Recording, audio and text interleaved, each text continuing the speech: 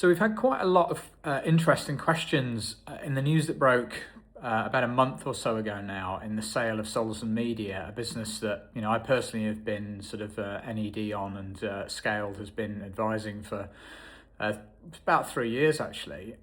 Obviously a great result. It's the culmination of lots of determined effort on behalf of the team, but also has obviously garnered a lot of interest from the market because it is what most people try and achieve and what they're aiming for. And so I thought it would be worth just adding a few reflections on what really created that that kind of opportunity, because they did a tremendous job, right? And revenue and EBITDA grew over 300% in that sort of 2.5 year period that we were really kind of working on it. And there are a few things that went into that.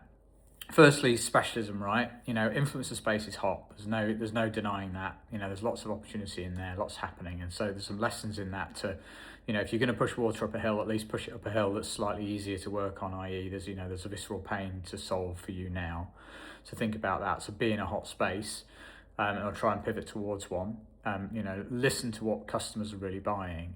And then we did even more work on that in that, within that sector, there's a subsector of challenge in that, accessing male audiences was very difficult. So Saulderson were very good, are very good at that. And so really leaning go-to-market into that really made a big difference.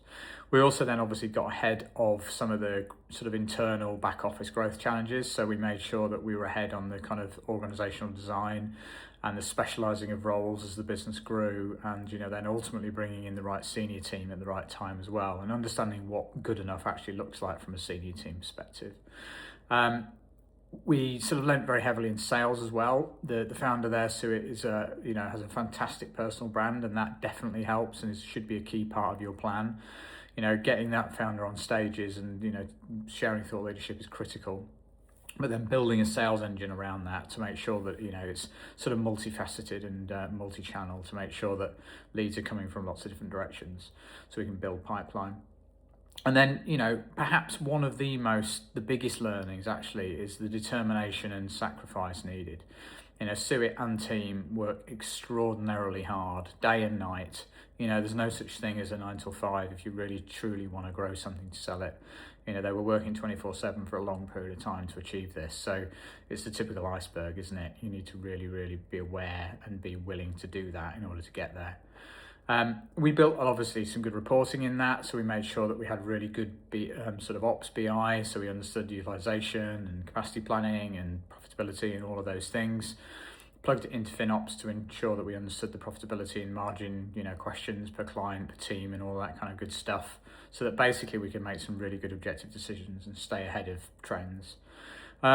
And then, we just made sure that we were hiring brilliant people that really understood our why and, how people fitted into the organisation and where's next. So hopefully that's helpful. Obviously, it's a quick overview, but you can start to see some of the trends there that really help Saulderson grow and ultimately exit its journey further in, what was a great deal for all.